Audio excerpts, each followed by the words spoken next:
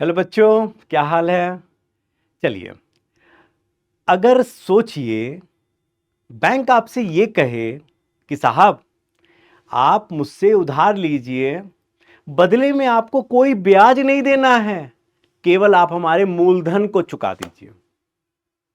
आप बोलेंगे ये बैंक नहीं है, साक्षात देवदूत है। अच्छा, दूसरा एक लेते हैं कंडीशन कि बैंक आपसे कहता है साहब कि आप अगर हमारे यहां जमा करेंगे, आप यहां हमारे यहां अपने पैसे को जमा करेंगे तो हम आपको कोई ब्याज नहीं देंगे, बल्कि हो सकता है आपसे हम ब्याज लेंगे। आप जमा कर रहे हैं, आपसे ब्याज लेंगे, तो आपको लगेगा ये बैंक है कि राक्षस है। लगाना कुछ अलग। कुछ ऐसी ही स्थिति 2016 से 2016 से 2024 तक जापान में रही है। जापान में रही है। और न्यूज क्या है जो वास्तव में एक बहुत बड़ा है, छोटा लेकिन वही ना, छोटा पैकेट बड़ा धमाका। न्यूज ये है कि जापान ने अपने ब्याज दरों को बढ़ाया है। जापान ने ब्याज दर को, जो जापान का अभी ब्याज दर 0.5% था, 0.25 बढ़ाकर 0.75% कर दिया। न्यूज सामान्य है, सामान्य सा न्यूज है, लेकिन जरा सोचिए, अगर मैं कहूं कि यह ब्याज दर पिछले 30 सालों में जापान में सबसे ज्यादा ब्याज दर रहा, अब हो गया है। पिछले 30 सालों में, 3 दशकों में सबसे अधिक ब्याज दर अब हो चुका है। सोचिए तो फिर आप क्या इस न्यूज का मतलब समझेंगे।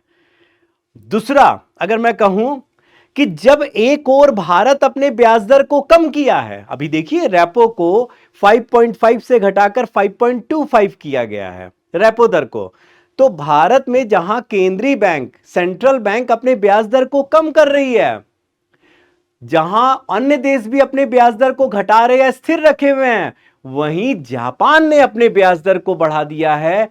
क्या है इस न्यूज के मायने, क्या इसका फर्क पड़ेगा जापान में? आखिरकार जापान के केंद्रीय बैंक ने ऐसा क्यों किया है? इसका जापान और विश्व की अर्थव्यवस्था और विशेषकर भारत में इसका क्या प्रभाव पड़ेगा, इसको हम विस्तार से समझते हैं। तो आइए, इसको समझने से पहले आपको बता दूं कि पीडब्ल्यू ओनली आईएएस का एक सृजन प्रीलिम्स बैच चल रहा है, क्रैश कोर्स, जो 2026 में प्रीलिम्स देने वाले हैं। वो चाहें तो इस क्रैश कोर्स को ज्वाइन कर सकते हैं। 16 दिसंबर से ये शुरू हो चुका है। इसका एक डेमो वीडियो भी है पॉलिटी के रूप में, आदर्श सर का, आप उसको देख सकते हैं, जिसमें आपको सबसे बेस्ट फैकल्टी, स्वयं मैं भी हूं इकोनॉमी में, पढ़ाया जाएगा। और सबसे बड़ी बात है, इसकी फीस की बात करें तो ये मात्र 6,999 रुपए है। लेकिन यहां भी अगर आपने फर्स्ट 1K कूपन कोड का प्रयोग कर लिया तो आपको 2,000 रुपए का और अतिरिक्त डिस्काउंट मिल जाएगा, यानी ये फीस 4,999 रुपए की हो जाएगी। डन। आइए समझते हैं इस बात को। एक्चुअली अगर बात करें जापान की, तो जापान ने क्या किया है, अपने ब्याज दर को बढ़ाया है। ब्याज दर को बढ़ाया है। क्या बढ़ाया है? 0.5% था ब्याज दर, जिसमें प्लस 0.25% की वृद्धि हुई है, तो अब ये 0.75% हो गया है जापान में ब्याज दर। और अब तक का ये 30 वर्षों का सबसे अधिकतम ब्याज है। 30 वर्षों का अधिकतम ब्याज दर है जापान में। अधिकतम ब्याज दर है किसका? जापान का। जैसे भारत का केंद्रीय बैंक आरबीआई होता है, इसी तरह से जापान का भी केंद्रीय बैंक है, जिसको जापान का जो सेंट्रल बैंक होता है, वो जापान का जो सेंट्रल बैंक है उसने ब्याज दर को बढ़ाया है। ठीक है ना, हर देश का एक केंद्रीय बैंक होता है, तो जापान का सेंट्रल बैंक जापानी सेंट्रल बैंक कहलाता है उसको। तो ये क्या है इस खबर के मायने, आप इस बात को समझना। एक्चुअली क्या था कि जापान में 1995 के बाद, 1995 के बाद अगर बात करें, स्थिति की स्थिति को बात करें, तो जापान में एक बड़ी समस्या खड़ी हो गई थी और जापान में एक समस्या देखी जा रही थी और वह समस्या डिफ्लेशन की स्थिति देखने को मिल रहा था। डिफ्लेशन का मतलब होता है कहीं ना कहीं अपस्फीति। अपस्फीति का मतलब होता है वह स्थिति जहां मुद्रास्फीति दर जो होता है, आप ऐसे समझिए कि अगर ये मुद्रास्फीति दर है और ये अगर नीचे चला जाए, शून्य या शून्य से नीचे चला जाए, नकारात्मक हो जाए या शून्य हो जाए, तो हम इसको कहते हैं डिफ्लेशन की स्थिति। और इसका बहुत बड़ा कारण होता है जब डिमांड में कमी आ जाती है बहुत ज्यादा। तो कहीं ना कहीं जापान में यह स्थिति देखने को मिला है। जापान में यह स्थिति देखने को मिला है। तो वहां के जो केंद्रीय बैंक ने क्या निर्णय लिया कि वो अल्ट्रा, क्या बोलते हैं इसको, अल्ट्रा सॉफ्ट पॉलिसी को अपनाएगी। अल्ट्रा सॉफ्ट पॉलिसी या लूज पॉलिसी को अपनाएगी। आखिर हमारे देश का केंद्रीय बैंक भी दो प्रकार की नीति अपना सकता है, एक सॉफ्ट एक हार्ड। सॉफ्ट मतलब ब्याज दर को कम करना, हार्ड मतलब ब्याज दर को बढ़ाना। सॉफ्ट क्यों, ब्याज दर को क्यों कम करना? ताकि उधार सस्ता हो, जमा का ब्याज कम हो, ताकि लोग जमा ना करें, खर्च करें। इससे समृद्धि दर बढ़ेगी, क्योंकि जैसे ही आप ब्याज दर को कम करेंगे, आप ब्याज दर कम करेंगे तो इससे लोन भी सस्ता होगा, जमा पर ब्याज दर कम होगा, जमा पर ब्याज दर कम होगा, और जमा पर ब्याज दर कम होगा तो लोग बैंक में कम जमा करेंगे, ज्यादा खर्च करेंगे, लोन आसानी से लेंगे। इससे बाजार में तरलता बढ़ेगी, लोगों की डिमांड बढ़ेगी, मांग बढ़ेगा, तो मानी सी बात है कि उत्पादक वर्ग उत्पादन ज्यादा करेगा, उत्पादन ज्यादा करेगा तो जीडीपी बढ़ेगा, और जीडीपी बढ़ेगा तो मेन मोटिव जो है वो क्या है, हमारे देश में समृद्धि दर को बढ़ाना, जो कि केंद्रीय बैंक का उद्देश्य था। इसीलिए हाल ही में केंद्रीय बैंक ने अपने ब्याज दरों को कम किया, 5.5 से घटाकर 5.25 किया। अब जरा बात को समझना, 1995 के बाद जापान के केंद्रीय बैंक ने अपने मौद्रिक नीति में, मॉनेटरी पॉलिसी में अल्ट्रा सॉफ्ट पॉलिसी को अपनाया, यानी ब्याज दरों को लगातार कम रखा। यहां तक कि वो ब्याज दर को कम करके ब्याज दर को कम करके उसने क्या कर दिया, शून्य कर दिया। ब्याज दर को लगभग शून्य कर दिया, ठीक है ना, ताकि लोग ज्यादा से ज्यादा खर्च करें, डिमांड बढ़े और अर्थव्यवस्था में समृद्धि दर बढ़े। और तो और 2016 की बात करें, 2016 में तो जापान के केंद्रीय बैंक ने क्या किया, एक नया काम, जापान के केंद्रीय बैंक ने अपने ब्याज दर को नकारात्मक कर दिया। नकारात्मक का मतलब आप समझ रहे, निगेटिव। मतलब अगर आप उधार ले रहे हैं तो आपको कोई ब्याज नहीं देना है, आपको केवल मूलधन चुकाना है, प्रिंसिपल ही चुकाना है। और अगर आप जमा कर रहे हैं बैंक में तो बैंक आपको कोई ब्याज नहीं देगा, बल्कि आप जमा करेंगे तो आपको ब्याज चुकाना पड़ेगा। तो बैंक में कोई क्यों जमा करेगा? तो ये नकारात्मक ब्याज दर को अपनाना शुरू कर दिया।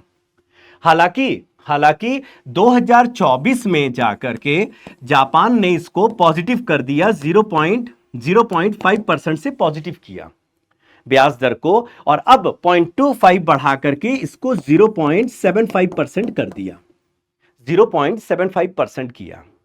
तो आखिरकार सवाल उठता है, बात को समझना कि आखिरकार जापान ने अपने ब्याज दर को क्यों बढ़ाया है। जापान ने ब्याज दर में वृद्धि अगर की तो उसका कारण क्या है, क्यों आखिर वृद्धि किया उसने, क्यों किया? तो उसके पीछे का सबसे मूल कारण समझिए कि जापान में, जैसे भारत में मुद्रास्फीति दर जो है, ये आरबीआई का कहना है, या आरबीआई कहता है कि हमारे देश में मुद्रास्फीति अगर 4% रहता है, 4% रहता है, तो इसका मतलब है देश में समृद्धि दर बढ़ता है और देश का ग्रोथ बढ़ता है, क्योंकि मुद्रास्फीति बढ़ने से सामान्य मूल्य बढ़ेगा, उत्पादक वर्ग ज्यादा उत्साहित होगा उत्पादन करने से, जीडीपी बढ़ेगा, समृद्धि दर बढ़ेगा। तो 4% मुद्रास्फीति दर भारत के लिए जैसे बेहतर माना जाता विकासशील देश के लिए, ठीक इसी तरह से जापान जैसे देश, विकसित देश के लिए वहां मुद्रास्फीति 1 से 2% का होना बहुत ज्यादा होता है। ठीक है, 1 से 2% मुद्रास्फीति दर है तो बहुत ठीक है। लेकिन ये जो मुद्रास्फीति है, हेडलाइन मुद्रास्फीति होता है। लेकिन जापान में क्या देखा गया है अभी इस वक्त, वहां कोर इन्फ्लेशन बहुत तेजी से बढ़ा है। कोर इन्फ्लेशन जो है जापान में, वहां पर 2% से अधिक हो गया। अब ये आप बोलोगे कि सर चिंता का क्या बात हुआ, 1 से 2% तो होता ही है, तो 2% से अधिक हो गया तो क्या चिंता का बात है। चिंता का विषय इसलिए है क्योंकि ये कोर मुद्रास्फीति बढ़ा है, और कोर मुद्रास्फीति में ज्यादातर हम उन वस्तुओं को बाध कर देते हैं जिनके मूल्य में उतार चढ़ाव बहुत जल्दी होता है। इसका मतलब है यहां स्थिर मूल्य वाले वस्तुओं का मूल्य तेजी से बढ़ा है, यानी ये स्ट्रक्चरल मुद्रास्फीति है, ये संरचनात्मक मुद्रास्फीति है, और इसको दूर करना इतना आसान नहीं होता। इसको जाने में, दूर होने में लंबा समय लग जाता है। इसीलिए कहीं ना कहीं इसको स्टिकी इन्फ्लेशन भी कहते हैं। इतना आसानी से नहीं जाता है। और जापान में जब ये कोर इन्फ्लेशन बहुत तेजी से बढ़ रहा है, तो वहां की सरकार को बहुत बड़ा निर्णय लेना पड़ा है कि अब यहां से हमें ब्याज दर बढ़ाना पड़ेगा, ताकि हम अपने कोर मुद्रास्फीति को नियंत्रित कर सकें। हम अपने कोर मुद्रास्फीति को नियंत्रित कर सके, और यह बहुत जरूरी है, अन्यथा पूरी अर्थव्यवस्था बहुत ज्यादा प्रभावित हो सकती है। तो जापान के केंद्रीय बैंक का यहां क्या उद्देश्य? एक उद्देश्य है कि कोर इन्फ्लेशन को कंट्रोल करना, और दूसरा कहीं ना कहीं जापान, अभी हाल ही में जापान में नेगोशिएशन खूब हुआ है सैलरी को लेकर, वेज को लेकर। लोगों की वेज बढ़ी है, सैलरी बढ़ी है, और जिससे क्या हुआ, बाजार में बहुत ज्यादा डिमांड बढ़ गया है।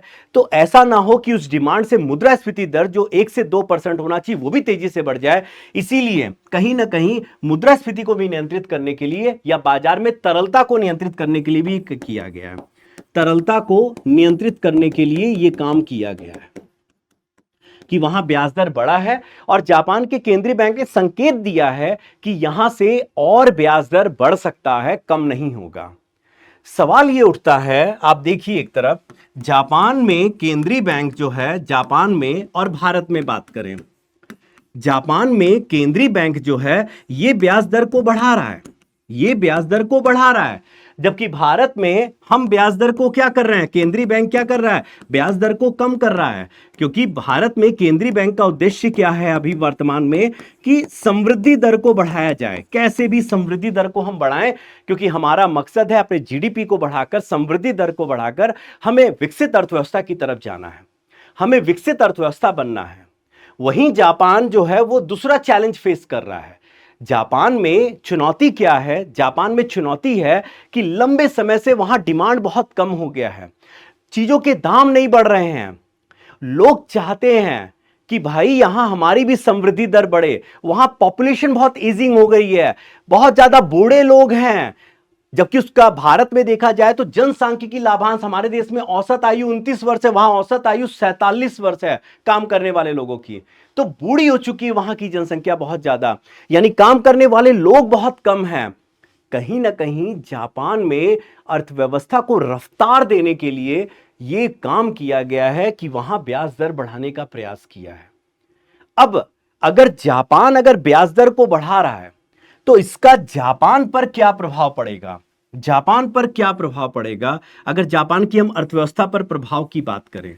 तो पहला प्रभाव हम क्या देखते हैं कि ब्याज दर बढ़ेगा तो बॉन्ड का यील्ड भी बढ़ेगा। जापान में बॉन्ड का यील्ड भी बढ़ेगा। अब बॉन्ड का यील्ड बढ़ेगा, इसका मतलब हो गया कि कहीं ना कहीं सरकार का जो बोरोविंग लागत है, या सरकार का उधार लेने का लागत है, उधार लेने का लागत ये क्या हो जाएगा, ये बढ़ जाएगा, ये बढ़ जाएगा। और इसका दबाव जो है, दबाव पड़ेगा जापान की मुद्रा येन पर पड़ेगा, क्योंकि डॉलर और येन में थोड़ा सा मूल्य में अंतर पाया जाएगा, और इससे येन का मूल्य में थोड़ा गिरावट देखने को मिलेगा, येन के मूल्य में गिरावट देखने को मिलेगा। ये बहुत बड़ी बात है, समझना इस बात को। एक्चुअली जापान को अगर हम देखें पूरे विश्व में, तो जापान को पूरे विश्व में एक सोर्स ऑफ कैपिटल माना जाता है, सोर्स ऑफ कैपिटल माना जाता है। Why Japan is called the source of capital in the world? This is very important, इसको समझना। यहां समझना, एक इंपॉर्टेंट टर्म मैं पढ़ाने जा रहा हूं, समझाने जा रहा हूं, जिसका नाम है carry trade with Japan. Carry trade with Japan, और या विथ येन, इसको बोल सकते हैं जापान या येन, जो जापान की मुद्रा है, जैसे भारत की रुपया मुद्रा रुपया है। तो ये कैरी ट्रेड होता क्या है? कैरी ट्रेड के कंसेप्ट को समझना। एक्चुअली जापान में ब्याज दर बहुत कम है, बहुत कम है।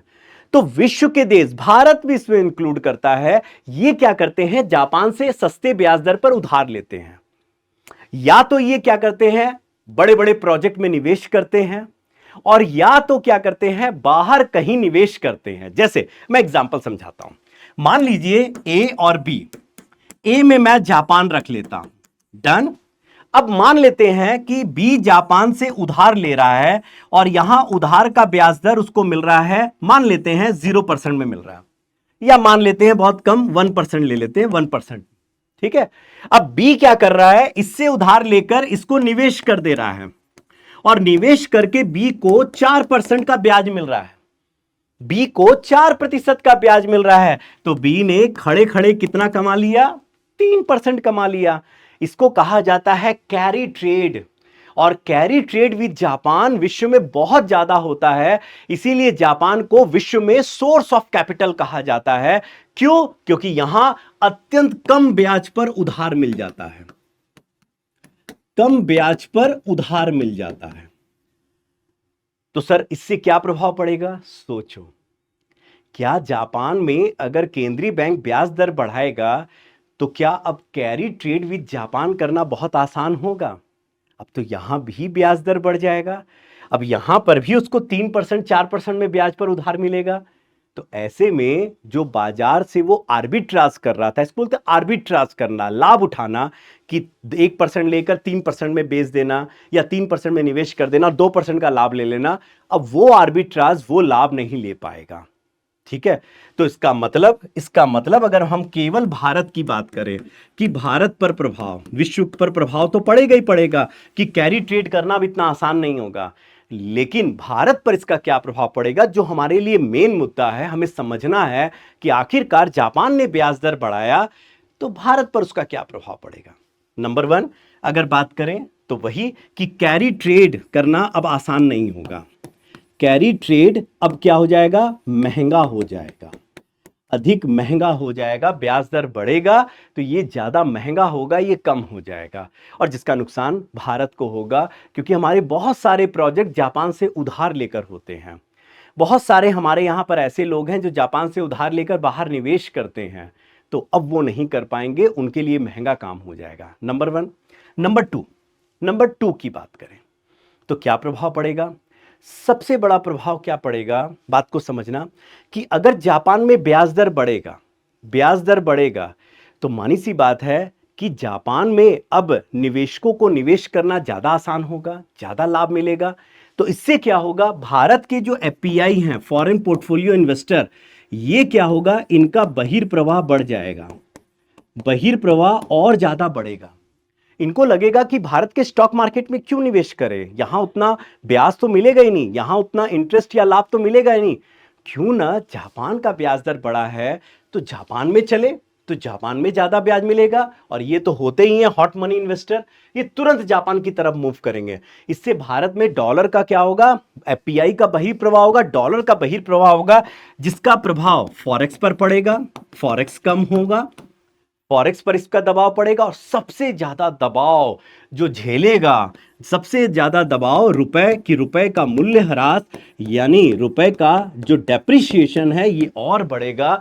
आज रुपया 90-92 तक हो गया, 91-92 तक हो गया, ये और गिरने की अब संभावना केवल जापान के इस कदम से हो सकता है, केवल जापान के इस कदम से हो सकता है। हालांकि जापानियों को इसका लाभ मिलेगा, क्योंकि जापानी अब ज्यादा मूल्य पर वस्तु खरीदने के लिए तैयार है, जो पहले नहीं होते थे, क्योंकि जापानियों को लग रहा है ऐसा कि इससे उनकी अर्थव्यवस्था जो बहुत दिन से डिफ्लेशन में थी अब उससे बाहर आएगी, और अर्थव्यवस्था जो सुस्त अर्थव्यवस्था उससे आगे बढ़ेगी। और जो आज जापान हमसे चौथे से पांचवें में हो गया है आईएमएफ की रिपोर्ट के अनुसार, एक्चुअली इसी साल आईएमएफ का रिपोर्ट आया है, और आपको पता होगा कि आईएमएफ की रिपोर्ट के अनुसार अब चौथी अर्थव्यवस्था जीडीपी के आधार पर, नॉमिनल जीडीपी के आधार पर कौन हो गया है, भारत हो गया है।